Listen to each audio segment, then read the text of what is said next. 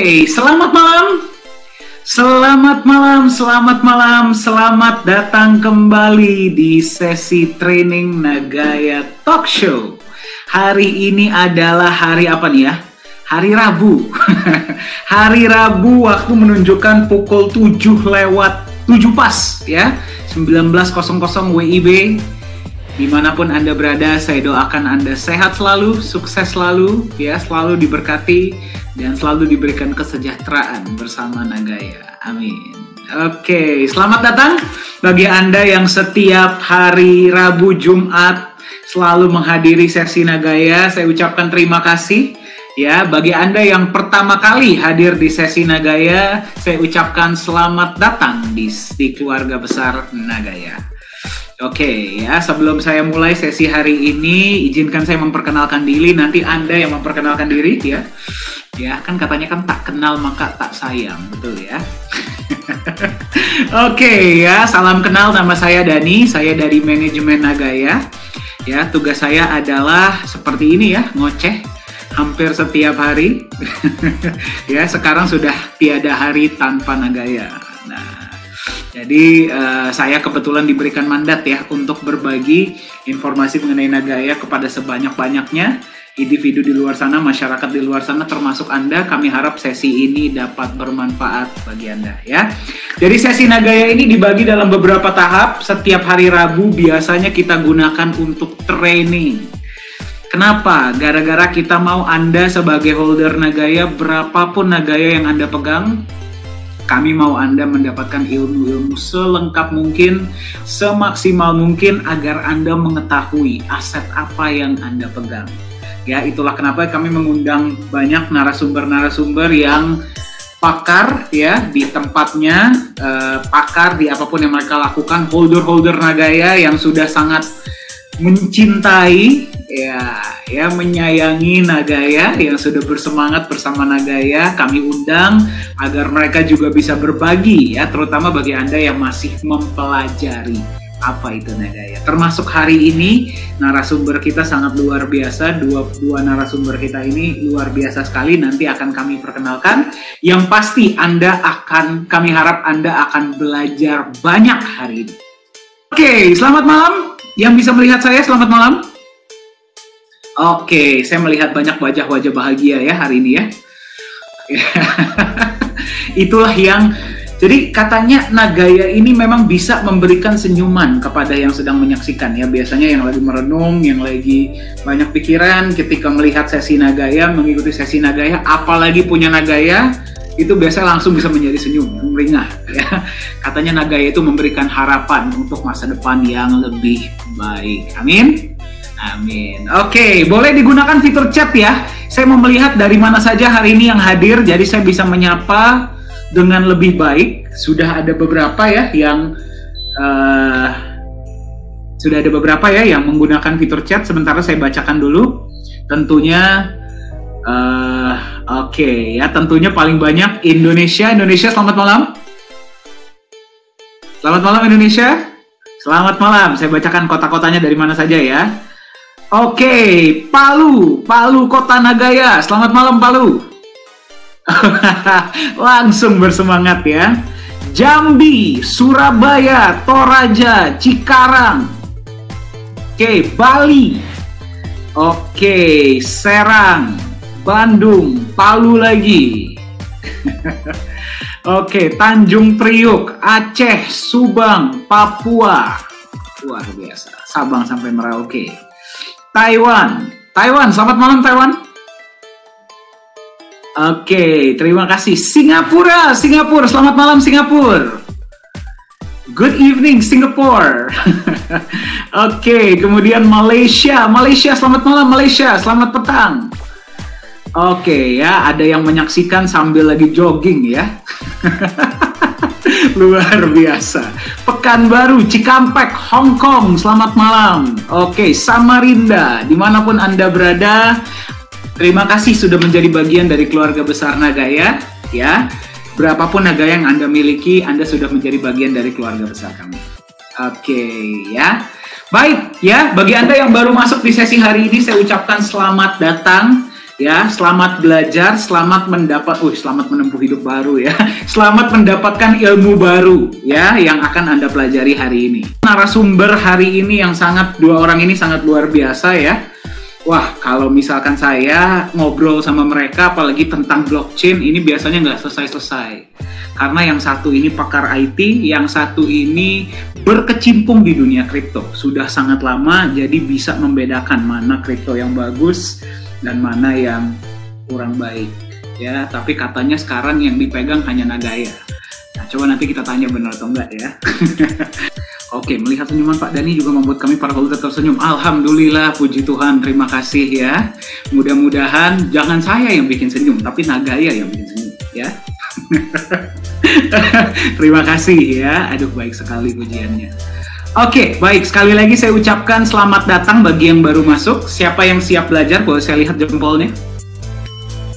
Soalnya katanya narasumber kita nggak mau dipanggil kalau antusiasmenya tidak tinggi. Jadi siapa yang siap belajar? Boleh saya lihat jempolnya?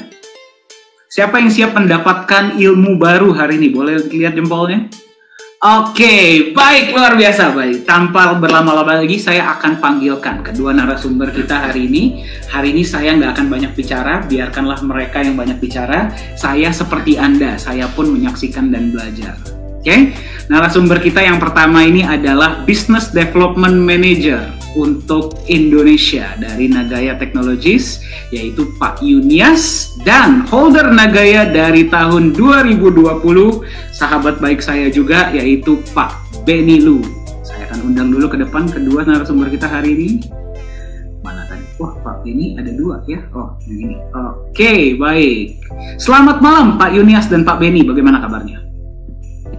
Selamat malam Pak Dani, kabar baik, luar biasa ya. Saya lihat juga antusias teman-teman, luar biasa. Mantap, terima kasih. Mantap. Oke, Pak Benny, apa kabar Pak? Luar biasa dahsyat Pak Dani, bersama Nagaya selalu luar biasa. Bajunya keren tuh. To the moon. To the moon ya, berarti sudah sangat yakin. Pak, by the way saya mau nanya Pak, tadi statement saya benar nggak sih Pak? Itu benar, itu benar. Itu betul nggak sih? Itu benar, cuman benar, ya?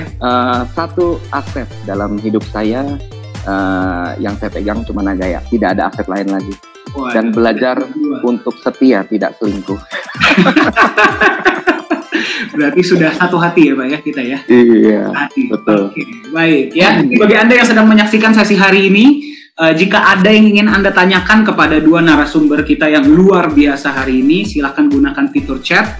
Ya, mungkin kita akan pilih sekitar 3 atau 4 pertanyaan di akhir sesi yang akan dijawab oleh para narasumber kita yang sangat luar biasa. Oke, baik.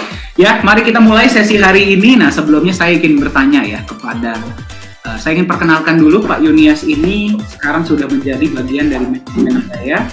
Beliau punya background di dunia IT. Sementara Pak Benny ini adalah seseorang yang sudah berkecimpung di dunia kripto sudah sangat lama. Ya, banyak kripto yang dipegang, tapi sekarang Anda sudah dengar sendiri ketika sudah kenal Nagaya sudah tidak menjual.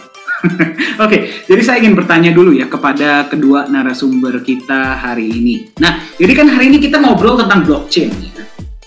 Nah, jadi saya juga request bagi para narasumber kita hari ini kalau bisa kita berbicara dengan bahasa yang mudah dipahami ya oleh para audiens kita hari ini. Karena kan banyak ya di luar sana itu yang membuat blockchain itu kesannya sangat waduh bahasa dewa gitu yang hanya bisa dipahami oleh orang-orang yang super pinter gitu ya, orang-orang awam kayak kita nggak ngerti. Nah, jadi mungkin saya mau bertanya dulu nih tentang blockchain. Mungkin kepada Pak Yunias dan Pak Benny, siapa yang mau menjawab duluan? Sebenarnya apa sih bedanya antara koin dan token? Kan sekarang token tuh sangat terkenal ya. Apa sih bedanya menurut Anda sebagai yang paham IT dan yang sudah sering di dunia kripto? Silakan. Silakan Pak Benny. Jawabannya ditunggu loh. Oh, sorry. Tadi agak gangguan, jadi kurang jelas pertanyaannya. Tadi boleh diulang Pak Dani? Oke. Apa menurut Bapak bedanya antara koin dan token, Pak? Oke. Kembali lagi bahasa sederhana ya Pak Dani ya. Bahasa awam.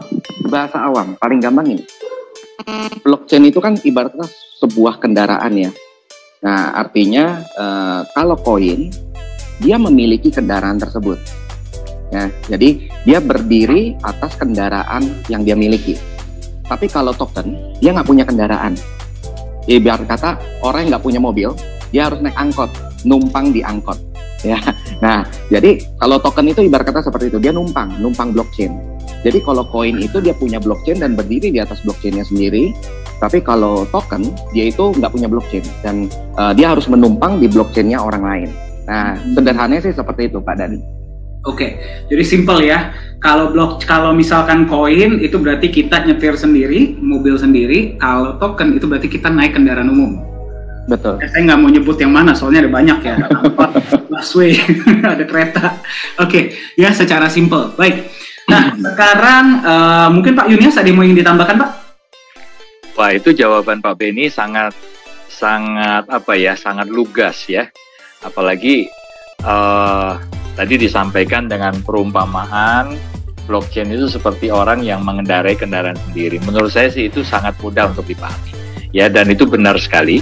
Jadi perbedaan antara blockchain dengan token ya pada prinsipnya itu ya. Jadi kalau blockchain itu sudah pasti kalau koin itu sudah pasti sesuatu yang dijalankan di atas blockchainnya sendiri ya. Jadi sebelum koin itu mulai bisa dijalankan, sudah bisa dibuat ya, maka yang harus disiapkan oleh developer adalah blockchain-nya tadi ya. Nah, sedangkan token itu sangat mudah. Jadi kapan saja bisa di-create ya, sampai bahkan jumlahnya unlimited. Ya, dia bisa buat sebanyak-banyaknya dan itu hanya menumpang. Ya, hanya menumpang saja. Jadi sangat mudah. Jadi jangan sampai ada orang yang berpikir bahwa untuk menciptakan atau membuat sebuah koin ya atau token yang hari ini dikenal sebagai aset digital itu sangat sulit ya, bahkan membutuhkan biaya yang sangat mahal ya. Itu tidak benar ya. Jadi ada banyak mitos yang coba diciptakan sebenarnya oleh para developer, khususnya developer yang hanya ingin mengambil keuntungan ya dari koin atau dari token itu sendiri. Oke, keren ya. Jadi bagi Anda yang sedang menyaksikan, secara simple, koin itu punya blockchain sendiri dan token itu menumpang blockchain orang lain. Nah, sekarang pertanyaan saya bagi Pak Yunias dan Pak Beni ya. Sekarang kan seperti ini, kita lihat di dunia luar sana ya, mayoritas orang-orang itu sangat menggaung-gaungkan token. Semua orang buat token, bahkan sampai artis-artis pun sekarang bikin token gitu ya. Sepertinya semua orang itu mengarah ke membuatnya token, tapi Nagaya sendiri kan kita dari awal itu kan kita berkeputusan kita jalan di blockchain sendiri. Ya, memang manajemen punya alasan sendiri untuk melakukan itu. Ya, nah tapi kalau saya mau mendengar nih dari sudut pandang Pak Yunias sekarang sudah menjadi manajemen ya, ya. Tapi dari sudut pandang seseorang yang memahami dunia IT dan dari sudut pandang seseorang yang sering berkecimpung di dunia kripto, menurut Pak Yunias dan Pak Beni, apakah strategi ini tepat atau tidak dilakukan oleh Nagaya? Mungkin Pak Beni duluan Pak dari ya, silakan Pak Beni. Oke. Ya. Jadi kalau menurut saya langkah yang sudah sangat tepat ya, karena kalau saya mempelajari Nagaya, yang membuat saya tertarik dengan Nagaya itu bukan teknologinya, jadi bukan currency-nya, tapi yang membuat saya tertarik adalah building trust and value through legality and transparency. Jadi membangun kepercayaan dan nilai melalui legalitas dan transparansi. Nah, kalau kita berbicara mengenai kepercayaan, apa yang menjadi sebuah dasar kita bisa percaya sedangkan sesuatu yang kita percaya ini masih numpang, masih nebeng. Nah, artinya menjadi tanda tanya atau question mark yang sangat besar. Ini beneran nggak sih mau serius? Kenapa sih kok nggak punya blockchain? Kok harus pre-sales dulu? Kok harus mulai dari mungkin token dulu, gitu ya, numpang dulu? Kenapa nggak langsung bikin blockchain aja? Nah, kalau memang untuk long term. Nah, tapi kalau saya melihat Nagaya ini kan strateginya sudah tepat. Kenapa? Karena sudah mempersiapkan terlebih dahulu. Dan kalau dari pengalaman saya pribadi, baru ini yang saya ngelihat ya, artinya koin ya, istilahnya pengikutnya Bitcoin ya, kalau Bitcoin kan kita tahu blockchain-nya sudah ada dulu, ya kan? Baru segalanya mengikuti. Nah, tapi pengikut-pengikut di belakang ini kan mereka menconteknya nggak 100%, ya. Yang mereka contek kan beberapa persennya doang. Nah, salah satu yang tidak mereka contek adalah membuat blockchain-nya dulu. Nah, tapi ini dilakukan oleh Nagaya, membuat blockchain-nya dulu, baru melakukan pre-sale. Nah, habis itu baru langkah berikutnya masuk ke market. Nah, kalau menurut saya ini langkah yang sudah sangat tepat dan strategi yang sudah sangat jitu ya. Kenapa? Karena kalau kita mau fokusnya kepada kepercayaan, maka kita harus bermain di sisi yang dimana orang punya dasar untuk percaya. Nah, tapi kalau misalnya Nagaya mungkin melakukan pre-sales dulu tapi tidak ada blockchain, tanda tanya. Karena banyak sekali koin-koin di luar sana, hampir 95% atau bahkan lebih, mereka belum punya blockchain, tapi sudah pre-sales. Ya, dan itu kan kita juga tanda tanya, wah ini beneran nggak ya? Ini bakalan punya blockchain atau enggak?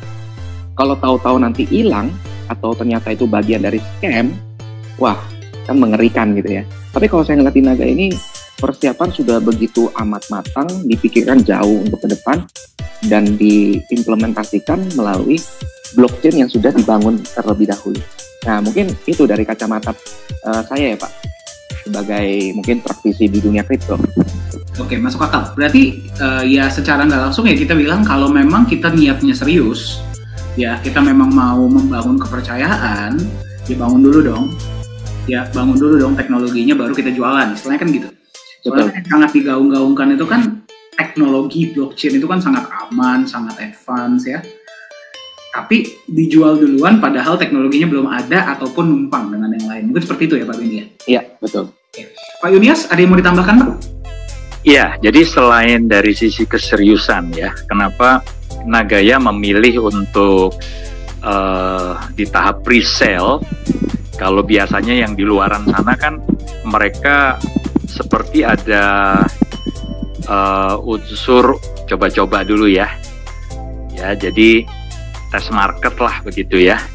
Nah, sementara kalau saya lihat Nagaya sendiri dengan memulai tahapan pre-sale itu dengan membuat sistem blockchain-nya dulu, jadi menyiapkan dulu sehingga setiap transaksi itu sudah bisa dipertanggungjawabkan. Integritasnya sudah benar-benar diletakkan di atas blockchain sendiri ya, jadi semua orang yang bertransaksi bahkan di tahap pre-sale itu sudah bisa memvalidasi ya. Menurut saya selain tadi keseriusan yang sudah disinggung, yang kedua adalah masalah keyakinan. Ya, jadi kalau keseriusan ini berbicara tentang membangun trust dan sesuatu yang long term, yang jangka panjang. Jadi benar-benar ini project di awal sudah dipersiapkan dengan sangat matang dan serius. Tapi keyakinan itu hal yang sangat berbeda, ya. Karena kalau keyakinan ini benar-benar bicara niat, bicara tentang integritas yang dari awal itu sudah dibangun.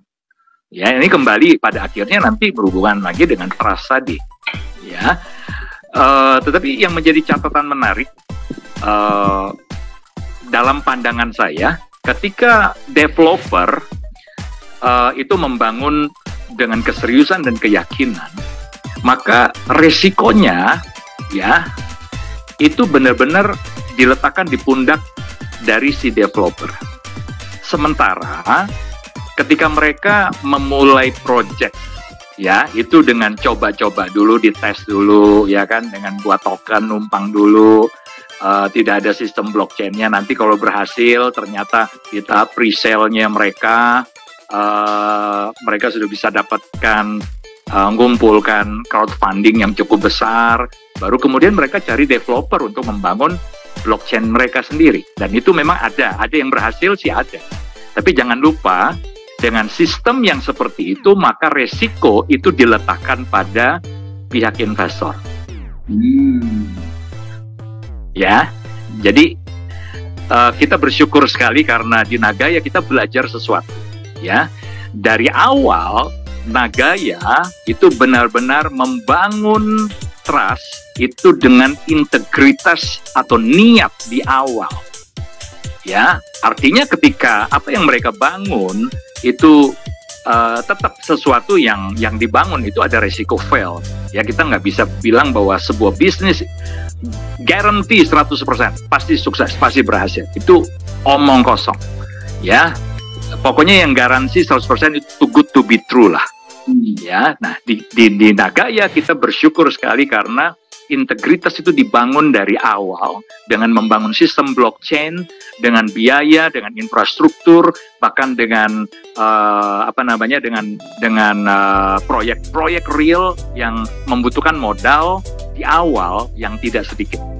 Ya, resiko itu ada di pundak resiko terbesar ya. Saya bilang resiko terbesar. Bukan berarti investor kalau misalnya fail tidak ada resiko. Tapi kan di Nagaya konsepnya juga sudah ada pembatasan ya, ada manajemen resikonya jelas, gitu loh. Ya. Nah, tapi sekali lagi ketika developer itu hanya coba-coba dari awal, tidak ada keseriusan, tidak ada keyakinan bahwa apa yang mereka bangun ini di jangka panjang pasti berhasil, maka sebenarnya mereka sedang mempertaruhkan resiko itu, bisa saya katakan 100% itu di pundak para investor.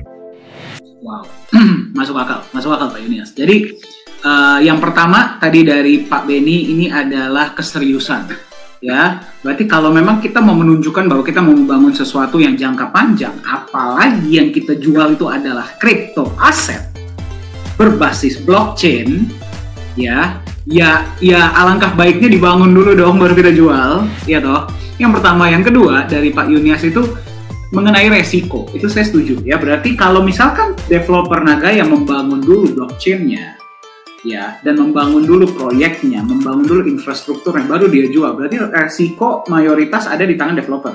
Tapi kalau misalkan Anda beli dulu sebuah barang yang bahkan belum ada barangnya, kumpulin duit dulu, ya, terus kemudian baru dibangun barangnya, kalau sampai terjadi sesuatu ya resiko di investor, karena developer nggak ada resiko dong.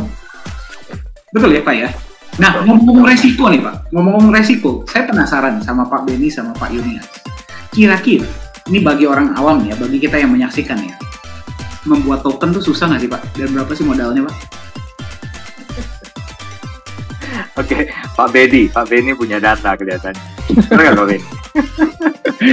Oke, kalau saya berdasarkan dari, mungkin bisa sebut merek kali ya, Binance contohnya. Mereka kan menyediakan sebuah fasilitas, sarana untuk mendukung orang-orang yang mau bikin kripto. Ya, mereka menyediakan platform-platformnya gitu kan. Nah, kalau saya baca di sana, kalau kita mau bikin koin yang berbasis blockchain, itu kalau nggak salah paling murah itu 15.000 US dollar. Nah, itu untuk bikin blockchain. Oh, itu untuk tapi bikin kalau sendiri? Iya, bikin blockchain sendiri dan koin ya, basisnya koin. Oke. Nah, tapi kalau kita mau bikin token, itu murah banget. $50 aja. Mungkin Pak Yunias bisa cek tuh di Binance, bener gak tuh? Cuma $50. $15.000 dan 50, waduh, jauh juga. Jauh ya? banget. Mungkin kita bisa tunjukin kali ya, Beni ya. Nah, boleh tuh kalau bisa ditunjukin. Boleh. Saya kasih link siapa yang mau membagikan. Coba buka. Jadi kebetulan saya sudah buka ini. Oke, sebentar ya. Oke, Ya, silakan. ini buat teman-teman ya, buat teman-teman supaya paham benar bahwa sebenarnya untuk membuat sebuah token yang jumlahnya 10 triliun. Aduh, saya sampai angkanya spesifik sekali ya Pak ya. Saya nggak tega nyebut mereknya, tapi saya nyebut aja supply-nya ya, totalnya sampai 10 triliun. Itu modal dasarnya berapa? Ya, boleh silakan Pak Yunias, silakan di share screen-nya. Oke, ya, ini langsung saya buka dari situsnya academy.binance.com ya. Nah, ini ada tutorial bagaimana cara membuat mata uang kripto Anda sendiri. Oke. Jadi sudah disediakan nih ya oleh Binance. Ini murah hati banget nih, ada nih ya Binance ya. Oke. Jadi artinya sekarang ini apa yang dianggap sesuatu yang susah, mahal, teknologinya itu hampir ya orang awam, orang yang nggak paham IT mustahil lah ya, membayangkannya susah, mahal gitu. Sekarang dibuka loh sama si Binance ya. Nah, ini caranya, jadi tahapannya. Khususnya kalau kita mau buat token numpang di blockchain-nya si Binance ini. Nah, jadi dia menyediakan. Jadi buat token ya Pak ya? Buat token atau koin? Iya, jadi dia ada tutorial untuk dia menjelaskan perbedaannya koin, token, kripto itu seperti apa, itu dijelasin. Ya, terus membuat koin seperti apa, membuat token itu seperti apa. Ini cukup jelas ya, membuat koin itu tahapannya seperti apa, buat token seperti apa. Nanti teman-teman juga dia kasih tahu ya Pak ya, perbedaan antara koin dan token pun ada di sini ya. Ada. Ya, tadi sudah disinggung ya, saya langsung saja karena ini cukup panjang, nggak mungkin kita bahas ini ya. Saya scroll ke bawah saja. Nah, ini sampai ke langkah-langkahnya nih Pak. Membuat nanti mungkin boleh dikirim linknya ke chat ya Pak ya, jadi teman-teman boleh buka juga. Boleh ya. Jadi ini 6 langkah membuat mata uang kripto sendiri. Nah, ini sudah ada nih. Pilih platform blockchain yang sesuai dan sebagainya. Mekanisme konsensus, rancang arsitektur blockchain. Wah, lengkap banget. Nah, ya, membuat token BEP. Jadi sudah berbasis blockchain-nya si Binance. Nah, tapi yang tadi disinggung, ya, yang disinggung sama Pak Benny tadi harganya. Ini langsung aja Pak Benny ya. Kalau nggak salah di paling bawah itu. Ya, paling bawah. Nah, ini paling bawah. Nah, biaya membuat mata uang kripto. Silakan Pak Benny. Tuh, 15.000 kan? Kalau blockchain, tapi kalau token cuma 50. Silakan dihitung Bapak Ibu, $50 itu berapa rupiah? 700.000. 700.000 rupiah. Ini jadi kalau saya mau bikin 10 triliun kayak mau bikin 10 juta itu sama harganya ya? Sama. Waduh. Jadi siapa yang mau bikin kripto di sini? Jadi gini, Pak Dani dan teman-teman semuanya ya. Jadi sebenarnya ini adalah biaya data. Nah, yang mahal memang untuk bayar maintenance, kemudian juga untuk marketingnya. Marketingnya justru yang lebih mahal. Betul. Ya, untuk masuk ke exchanger, katakan ya, masuk exchanger itu developer kan harus bayar. Betul. Nah itu dia. Tapi kalau kita bicara buat tokennya sendiri, nah ini mau 10 triliun, bayangin ya, 10 triliun dengan modal dasar 50.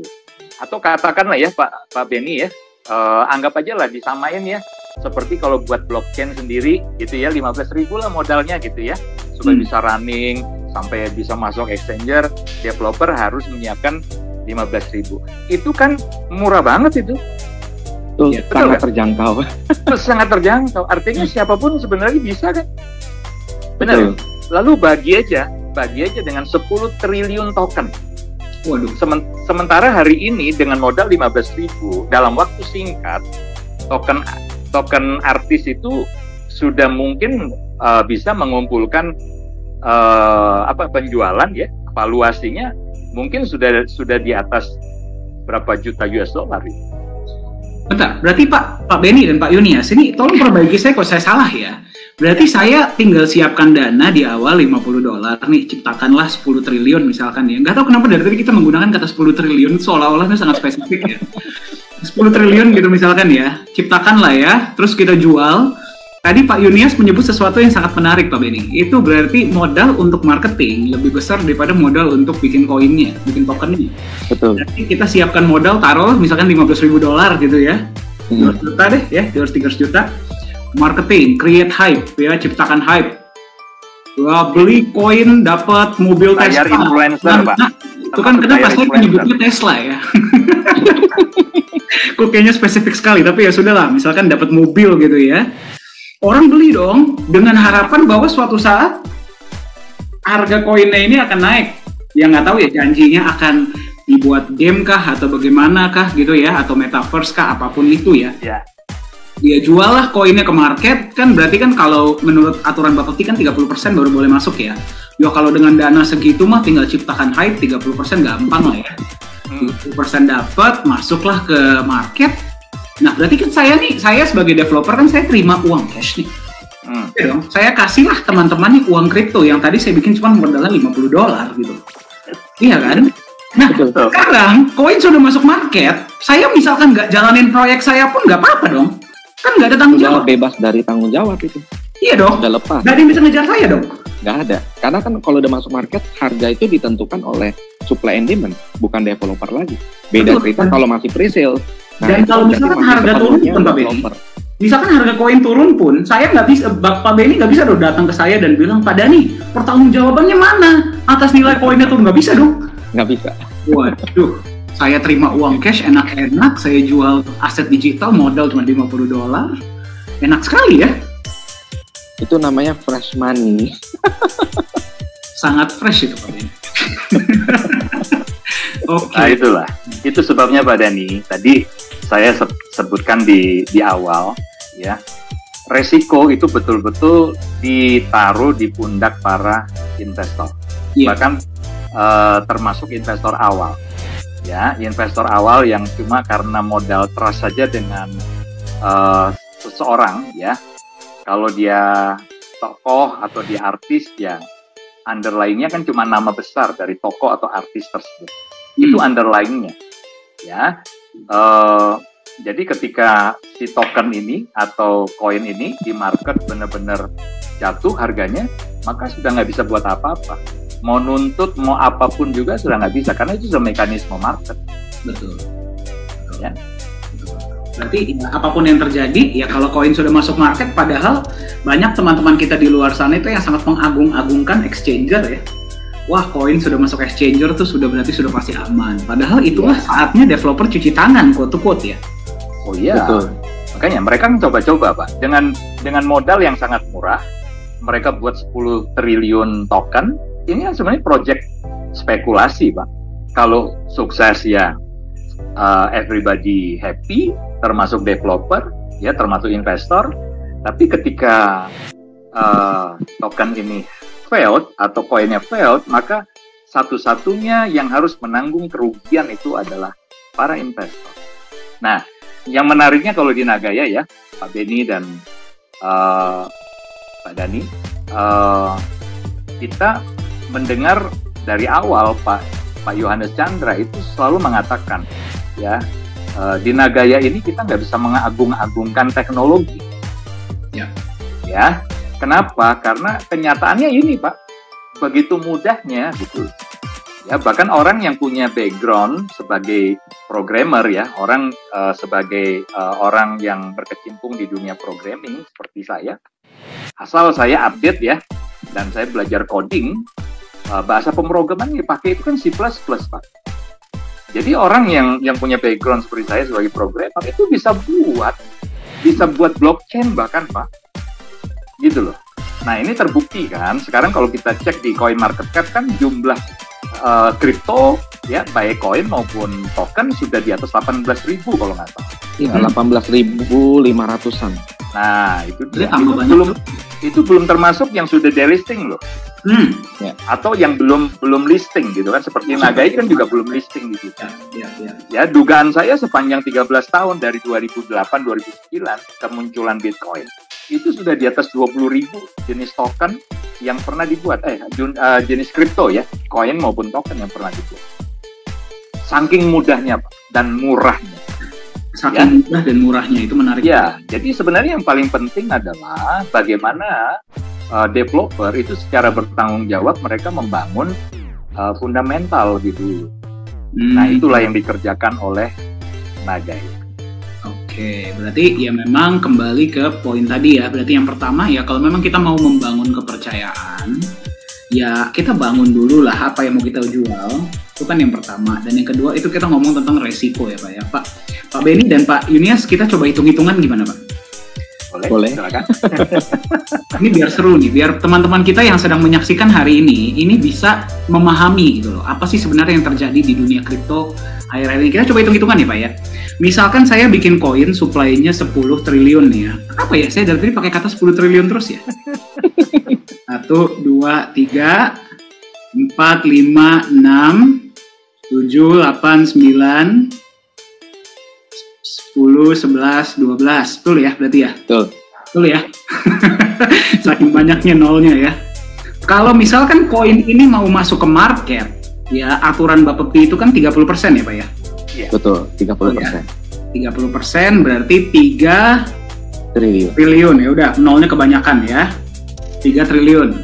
Ya, taruh misalkan berarti dia harus jual dulu 3 triliun koin kepada market sebelum dia bisa masuk kepada publik, sebelum dia bisa masuk market tahap ICO. Taruh misalkan setiap koin itu dia tadi saya sempat hitung-hitungan ya. Setiap koin itu dia jual di harga 0,00001 deh contohnya ya. Modal tadi berapa? $50. $50 ya. Taruh deh untuk biaya marketing, untuk biaya nge-pump dan sebagainya, taruh deh dia persiapkan dana yang tadi kita hitung $15.000. Yes. Betul ya? 15.000 ya. So, taruh misalkan ini modal dia. Ini $0,00001 dikalikan 3 triliun itu nilainya berapa, Pak? $30 juta, Pak. Iya. $30 juta loh. $30 juta. Ada yang bisa hitung $30 juta tuh berapa rupiah? Nolnya banyak. $10 juta aja itu kalau misalkan kita pakai kurs 15.000 itu 150 miliar. Berarti 450 M. Ya. Taruh deh, misalkan kita cuma ambil 1%-nya dari nilai ini. Berarti $300.000. Betul? Ya, 5 miliar. 5 miliar, modal cuman 200 juta. Yes.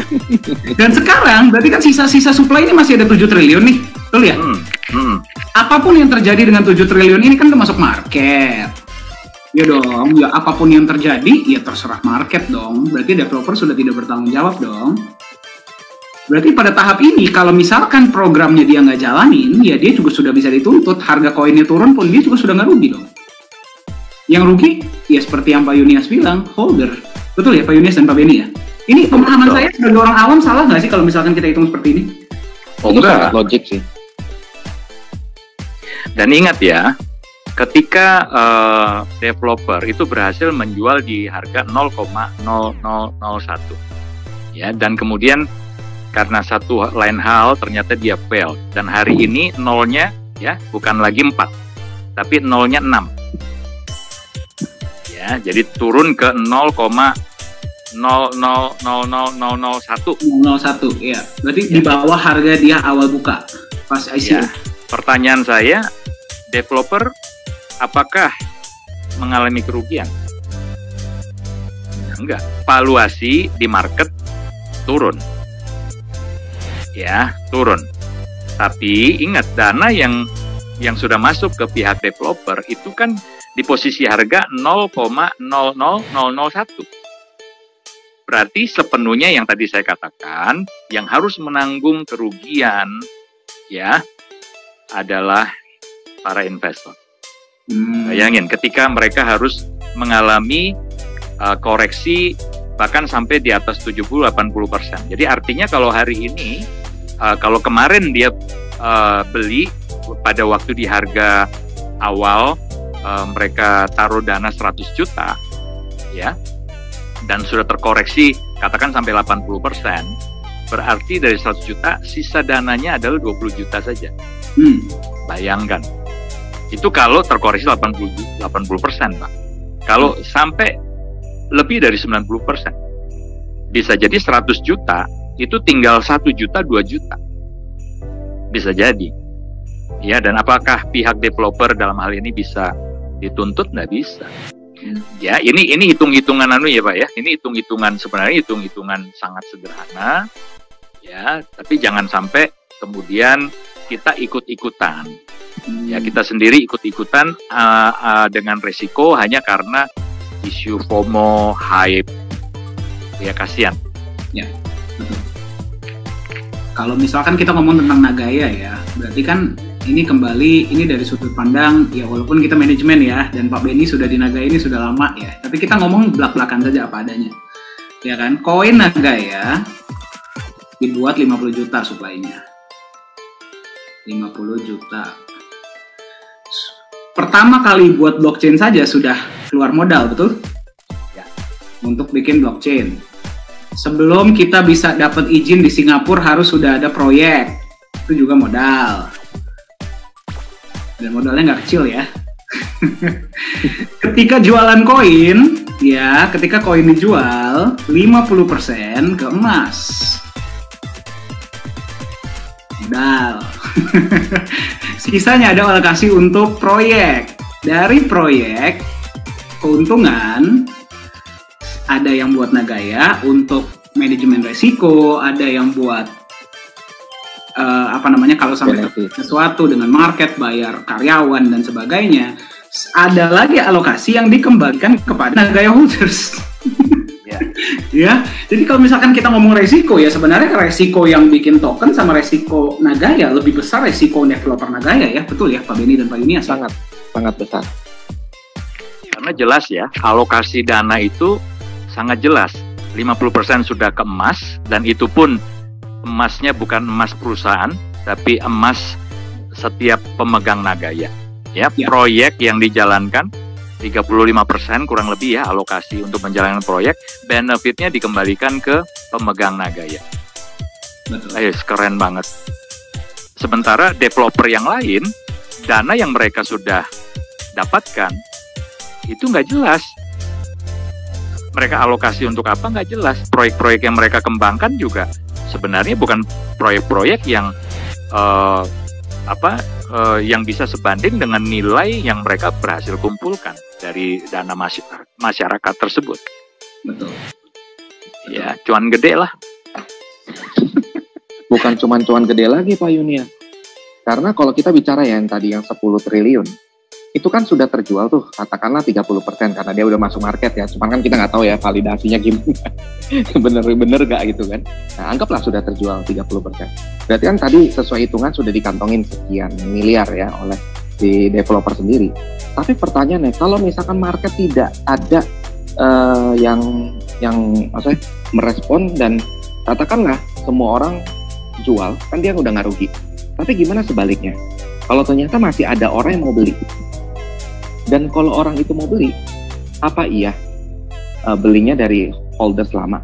Apa enggak dari developer lepas sisa-sisanya? Nah, kalau developer lepas sisa-sisanya terjadi dump. Nah, terjadi dump, kembali lagi. Udah jatuh ketimpa enggak tuh si investor-investor? Yang kasihan yang beli ya Pak Beni ya? Iya, yang kasihan yang beli. Dan holders lamanya juga kasihan, harganya makin anjlok. Ya kan? Nah, ini yang kita harus benar-benar perhatikan dalam kita memilih sebuah aset. Nah, kenapa saya suka dengan Nagaya? Ya karena jelas, gitu kan, jelas semuanya, alokasi pembagiannya juga jelas, dan bahkan ada benefit lain selain daripada kenaikan harga. Nah, sekarang kita lihat orang beli di harga berapa, itu token yang 10 triliun, harganya sekarang berapa, apa benefitnya orang nge-hold itu token? Gak ada benefit, ya kan? Orang akan pasti lebih memilih lepas daripada rugi makin dalam, akhirnya terjadi lagi ngedump. Nah, sedangkan kalau Nagaya kan mau harga naik turun, ya pasti secara psikologi orang akan mikir, ya sudah naik turun, biarin aja naik turun. Yang penting kan setiap bulan masih tetap menerima benefitnya, ya kan? Daripada aset lain nggak terima benefit sama sekali. Nah, ini yang saya suka dengan Nagaya, karena benar-benar kita bukan cuma mengharapkan harga naik, tapi sambil nunggu harga naik masih dikasih uang jajan gitu loh. Begitu Pak Dani dan Pak Yuni. Keren. Keren. Thank you Pak Beni dan Pak Yunias ya. Tadi kita sudah cukup berbicara tentang blockchain dan token dan koin. Teman-teman masih semangat? Yang masih semangat boleh saya lihat jempolnya? Masih semangat. Oke, kalau gitu kita masuk ke beberapa pertanyaan yang sudah masuk ya. Sebelum kita masuk ke pertanyaan selanjutnya. Pertanyaan pertama ini untuk Pak Beni. Pak Beni ada pertanyaan nih Pak. Ya. Boleh. Dari salah satu holder. Pak Beni, selamat malam. Saya sering mengikuti edukasi Pak Beni. Pertanyaan saya Pak, kalau misalkan Bapak bukan holder Nagaya, kalau misalkan Bapak bukan holder Nagaya, hari ini kan kita buka-bukaan dalam tanda kutip, ya, buka-bukaan tentang dunia kripto. Apakah ada perusahaan kripto lain yang memberikan edukasi seperti Nagaya? Oke. Itu pertanyaan sangat amat luar biasa sih menurut saya ya. Karena sebelum saya ketemu Nagaya, itu persis seperti pertanyaan tadi. Orang yang tadi bertanya, itu apa? Kalau Bapak bukan sebagai holders Nagaya. Nah, itu waktu 2020 tuh. Saya bukan holders Nagaya, gitu kan. Nah, kembali lagi selama saya berkecimpung dalam dunia kripto. nggak ada edukasi. Satu pun. Tidak ada. Yang ada apa? Cuma dengar apa kata orang. Bro, kalau mau beli kripto, beli yang udah ada di market tuh. Biar gampang dijual beli. Bro, kalau mau beli kripto, tuh lihat tuh di CMC atau CoinGecko. Ada gak tuh? Kalau ada beli aja. Aman itu, yang penting ada dua itu. Saya cuma dengerin orang ngomong gitu, percaya aja dan beli, tahu rugi gara-gara yang saya beli scam. Padahal top 5 di coinmarketcap.com ada di belasan exchanger. Gone. Sampai sekarang juga lenyap.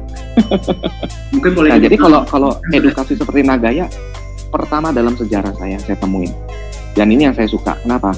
Karena kita mengedukasi orang cerdas supaya biarin kita aja nih yang jadi korban, tapi orang lain jangan yang berikutnya. Kita menyelamatkan banyak orang. Nah, itu yang saya suka di Nagaya, edukasinya. Terima kasih Pak Benny. Ini nggak scripted ya Pak ya? Ini apa adanya. Betul. Oke, thank you Pak Benny ya atas jawabannya. Keren banget. Jadi tadi sepertinya tuh yang disebut tuh yang top 5 saya kayaknya kenal Pak, tapi kita nggak usah sebut nama kali ya. Sakit hati Pak.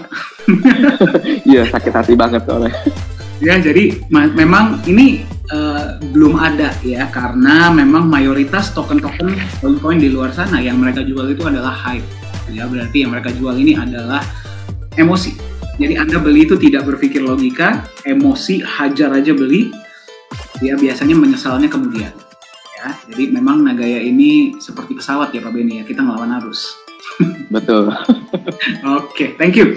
Pertanyaan selanjutnya untuk Pak Yunias. Pak Yunias, selamat malam.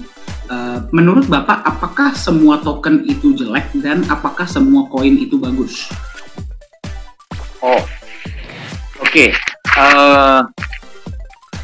Aduh, saya mesti jawab apa ini ya? Oke, saya harus ngomong apa adanya ya. Jadi sebenarnya terus terang saya skeptis untuk semua yang namanya aset kripto. Ya, skeptis untuk semua. Ya, itu mau koin maupun kripto. Ya, dan kalau mungkin Pak Benny pernah ngalami pengalaman buruk dengan salah satu aset kripto ya. Itu di 2018 itu ya, karena top 5 kejadian itu saya juga ngikuti. Tapi saya nggak pernah ngalami, Pak. Jadi yang namanya kerugian di kripto itu saya nggak pernah ngalami. Kenapa? Karena dari awal saya skeptis. Saya nggak percaya. Tapi saya ngalami banyak itu di forex. Nah, itu dia. Karena saya sejak awal ya, ketika ada kawan-kawan nawarin saya kripto dan sebagainya, saya selalu kasih tahu mereka, jangan. Itu pasti bubble. Ya, dan saya dorong mereka pilihannya itu ke forex. Karena forex itu jauh lebih jelas ya, ada brokernya, analisa teknikalnya bisa dipelajari dan sebagainya. Ya, jadi teman-teman, kalau dari saya sih, saya tidak bisa merekomendasikan apa-apa ya tentang sebuah aset kripto yang lain. Nah, tapi kenapa di Nagaya saya kok 180 derajat berbeda? Saya bisa terima, bahkan sama seperti Pak Benny, ini satu-satunya ya, satu-satunya yang saya pegang hari ini. Tapi satu-satunya bukan karena yang kemarin-kemarin sudah pernah pegang gagal, enggak. Tapi benar, ini satu-satunya aset kripto yang pernah saya beli dan saya hold sampai sekarang. Ya, kenapa bisa berbeda? Karena itu tadi, ya, dari awal integritas developer, ya, integritas manajemen dari awal itu sudah benar-benar dibangun. Ya, trust-nya itu dibangun dengan benar. Konsepnya bagaimana dia menjadikan aset ini bernilai. Ya, sementara yang lain-lain, token maupun koin yang lain, saya nggak menemukan alasan bagaimana ya sebuah angka digital itu kok hari ini Anda berani bayar dengan harga 47.000 US dollar. Bagi saya nggak make sense. Sebuah angka digital, koin kosong yang tidak ada underlying-nya, tidak ada backup emasnya, tidak ada project real-nya. Lalu Anda berani bilang, oke, saya berani bayar 47.000 US dollar. November tahun lalu bahkan di atas 68.000 US dollar. Buat saya itu spekulasi tingkat dewa. Nah, itu dia. Tapi sekali lagi, itu opini saya, pandangan saya. Tapi Anda yang berpikir bahwa dia sudah punya, ambil ya contoh mother of crypto ya. Mother of crypto, dia sudah punya market cap yang sangat besar, valuasi yang sangat besar di market, kemudian dia punya komunitas juga yang sudah besar, dan Anda berpikir bahwa itulah underlying-nya. It's okay, ya. Jadi saya tidak berani mengatakan semuanya jelek, ya, karena dari sudut pandang mana Anda menilai. Tapi kalau saya punya pandangan seperti itu, ya semoga bisa menjawab. Oke, baik. Ya, suara saya kan masih kedengeran ya sampai sekarang ya? Terdengar jelas. Oke, baik. Pertanyaan selanjutnya Pak, ini ada di chat ya, untuk Pak Beni lagi. Oke, pertanyaan untuk Pak Beni seperti ini Pak. Pak Beni, bagaimana caranya Bapak memvalidasi bahwa Nagaya benar-benar punya blockchain? Oke. Cara saya memvalidasi sebenarnya simpel sih. Yang dilakukan oleh orang rata-rata yang notabene adalah berkecimpung dalam dunia kripto yang udah cukup lama, artinya sudah kena asam garamnya lah ya. Nah, caranya paling simpel. Untuk memvalidasi blockchain, yang namanya blockchain, artinya kan visi utama dibuatnya kripto itu kan sebagai peer-to-peer electronic system. Berarti identik dengan peer-to-peer. Ya. Nah, cara ceknya dia punya blockchain atau enggak, tes peer-to-peer. Bisa nggak peer-to-peer? Kalau dia nggak bisa peer-to-peer, tanda tanya. Nah, kalau dia bisa peer-to-peer, tetap harus cek block explorer. Punya nggak dia block explorer? Nah, terus ketika Anda peer-to-peer, kan keluar tuh hash-nya atau transaction ID-nya. Ya, itu Anda sinkronkan di yang namanya block explorer. Keluar nggak tuh transaksinya? Kelihatan nggak tuh transaksinya? Real time nggak tuh? Ya kan? Nah, biasanya kalau kita peer-to-peer pasti ngecek apakah sudah berhasil divalidasi atau belum, kan ceknya di block explorer. Kalau sudah berhasil berarti kan sudah terkirim ke akun si penerima. Nah, itu cara ngeceknya. Dan yang kedua mungkin bisa dilihat seperti kayak Bitcoin punya core wallet. Ya, di Nagaya kan kalau yang saya tahu adalah Qt wallet. Nah, biasanya kalau punya blockchain pasti punya wallet yang seperti itu. Nah, jadi itu cara saya memvalidasi apakah Nagaya punya blockchain atau enggak, dan nyatanya punya dan jelas semuanya. Seperti itu Pak Dhani. Oke, thank you Pak Beni. Jadi coba aja transaksi peer-to-peer ya, nyampe nggak ke wallet yang mau dikirim, terus cek di Block Explorer. Memang benar ya Pak Beni ya, semua koin yang punya blockchain sendiri pasti punya Block Explorer. Ya, Block Explorer itu transaksi peer-to-peer, Anda bisa cek dan Anda bisa cek hashnya. Ya, transaction ID-nya dia benar atau nggak ada. Ya. Dan blockchain itu pasti punya wallet sendiri, wallet yang tidak wallet yang designated wallet to koin tersebut. Seperti contohnya untuk Bitcoin to Bitcoin Core, untuk Nagaya itu namanya adalah Nagaya Qt wallet. Ya, dan jangan juga kita lupa Pak Beni, Nagaya terdaftar di Access. Nah, ya, betul. Ya. Itu yang salah satu yang membuat saya juga nggak ada dasar lagi untuk saya menolak. Nagaya ini benar-benar kripto yang ideal. Karena kalau setahu saya untuk tembus akses itu nggak mudah. Bayangkan dari 18.500 kripto yang terdata di CoinMarketCap, yang masuk akses itu nggak nyampe 100. Ya paling sekitar 50-an aset kripto yang tembus di akses. Dan kabar baiknya Nagaya salah satu yang tembus. Nah, itu yang membuat saya juga nggak ada dasar lagi untuk menolak. Memang Nagaya ini udah kripto aset yang paling ideal. Seperti itu Pak Dhani. Berarti sudah satu hati ya Pak ya? Sudah nggak mau selingkuh lagi. Sudah dikontrak mati gitu ya? Sudah dikontrak. Oke, ya terima kasih Pak Beni ya. Jadi kalau misalkan Anda bukan dokter, Anda nggak bisa masuk di Ikatan Dokter Indonesia. Kalau Anda bukan blockchain, nggak bisa masuk di Akses. Ya, terima kasih Pak Beni. Ya, pertanyaan terakhir mungkin untuk Pak Yunias hari ini.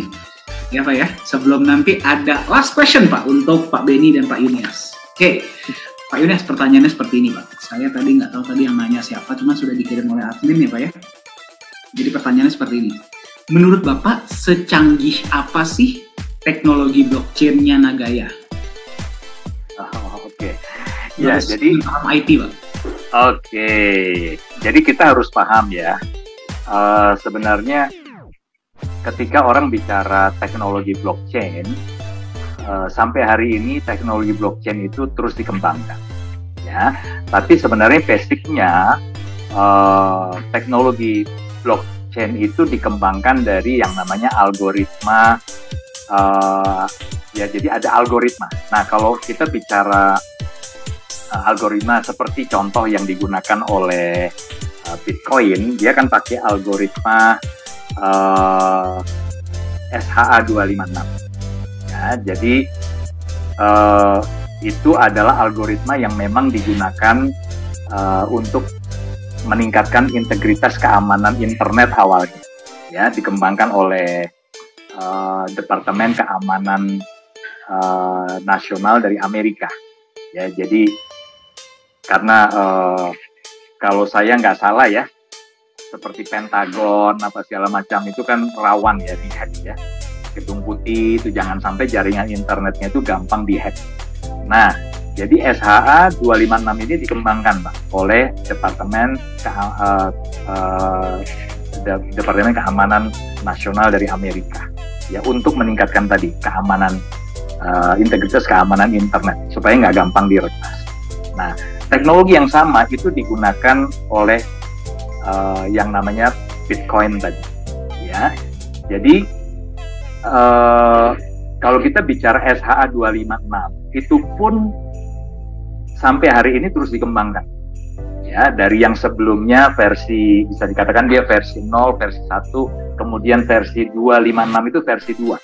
Nah, sekarang sudah dikembangkan lagi menuju ke versi 3, tentunya dengan peningkatan sistem keamanan yang lebih tinggi lagi, lebih canggih lagi. Ya, nah kalau kita bicara Nagaya menggunakan script, ya, algoritmanya itu script. Nah, kenapa tidak menggunakan SHA-256? Karena SHA-256 meskipun dia hari ini sangat canggih ya, tingkat keamanannya tinggi, tapi dia punya kelemahan. Salah satu kelemahannya adalah dia boros energi. Ya, jadi ini salah satu isu yang sekarang lagi membuat banyak negara-negara ya itu menolak Bitcoin atau mining ya, khususnya para miners Bitcoin. Ya, seperti terakhir kita dengar di Malaysia itu bahkan sampai mesin-mesin miningnya ya, VGA-VGA-nya itu sampai dimusnahkan. Ya, kenapa? Karena dia menggunakan suplai energi yang sangat besar. Ya, jadi ini nggak ramah lingkungan. Nah, Nagaya memilih algoritma yang lebih light, yang lebih ringan. Ya, tapi dari segi teknologi nggak kalah dibanding dengan SHA-256. Nah, yang digunakan adalah algoritma script. Ya, ini lebih ramah lingkungan, tidak boros energi.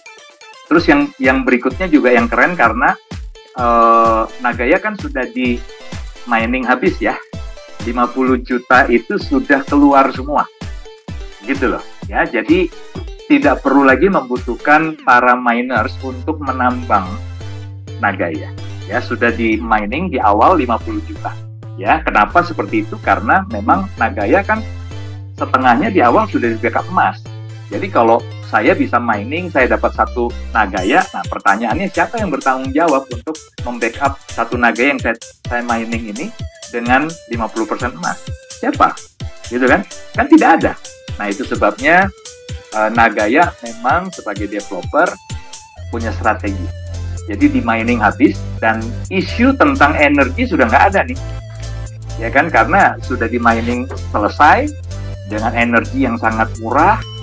Lalu Nagaya menjual hari ini di tahap pre-sale, sementara emas yang membackup 50% itu disediakan ya oleh perusahaan. Perusahaanlah yang membeli emas untuk cadangan, untuk backup Nagaya ini. Nah, itu luar biasa ya. Jadi kalau bicara teknologi, teman-teman, teknologi blockchain tidak akan berhenti sampai di sini. Ya, dan yang digunakan oleh Nagaya itu seperti yang digunakan oleh Litecoin. Jadi teman-teman yang pernah dengar tentang Litecoin, nah algoritmanya sama, ya, sama dengan yang digunakan oleh Nagaya. Jadi don't worry, jangan khawatir, ya. Dan Nagaya juga akan terus mengikuti perkembangan teknologi yang terkini. Percayalah. Ya, mungkin itu jawaban dari saya, Pak. Terima kasih, Pak Yunias. Jadi Nagaya ini menggunakan teknologi blockchain yang bernama Scrypt ya. Scrypt ini digunakan juga oleh Litecoin. Semua 50 koin sudah diminting ya, atau sudah di mining ya. Dan betul ya Pak Yunias ya. Kalau misalkan teknologi blockchain itu kalau benar-benar ada dan benar-benar dijalankan itu tidak bisa diretas. Betul ya Pak Yunias ya? Oh betul. Betul ya. Kenapa? Karena ya itu tadi dia kan menggunakan algoritma hashing ya.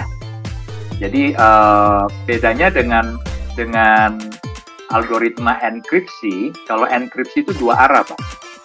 Ya itu pengsandian.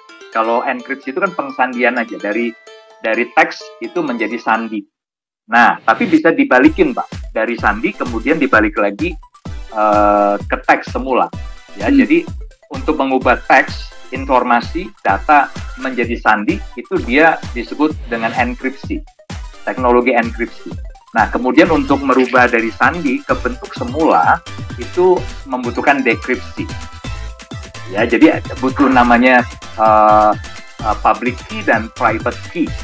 Nah ini teknis banget. Nah tapi sementara kalau di blockchain Pak itu satu arah. Jadi algoritma hashing itu cuma mengubah informasi, data, termasuk teks apapun itu ya disandikan dalam bentuk hash, ya nilai hash dalam bentuk angka, dalam bentuk sandi lah ya gampangnya begitu. Tapi sudah nggak bisa dikembalikan.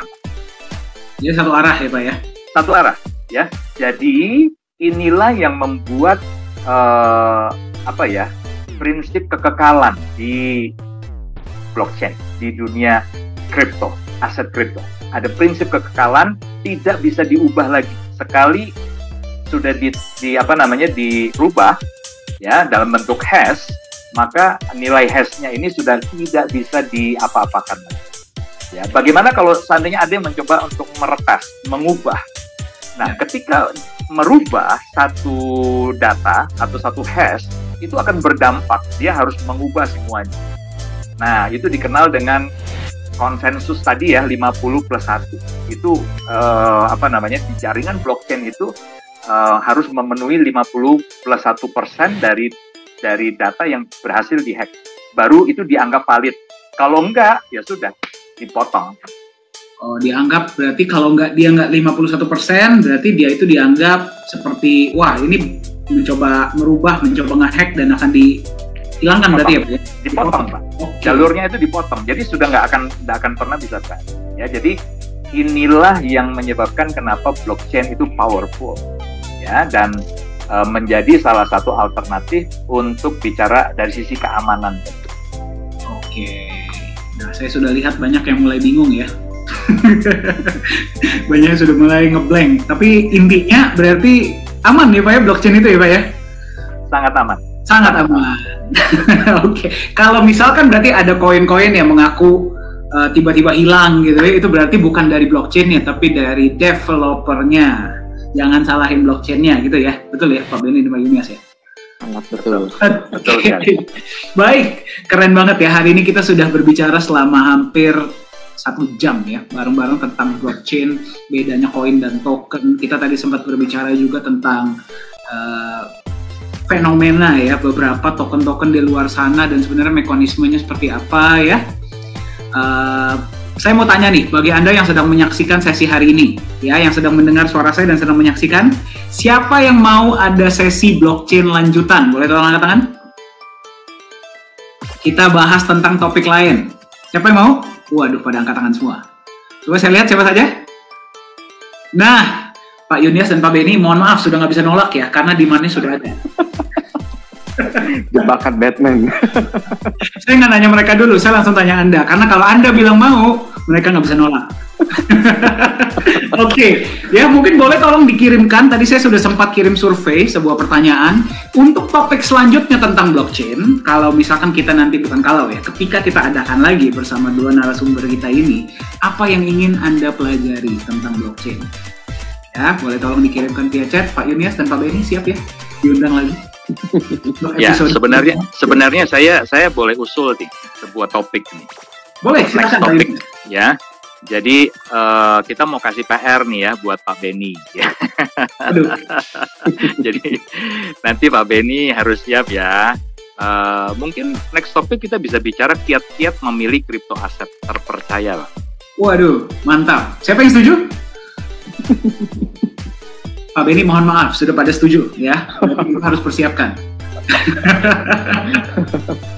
Oke, baik. Ya berarti nanti kita akan adakan blockchain talk, Nagaya Talk mengulik blockchain episode kedua.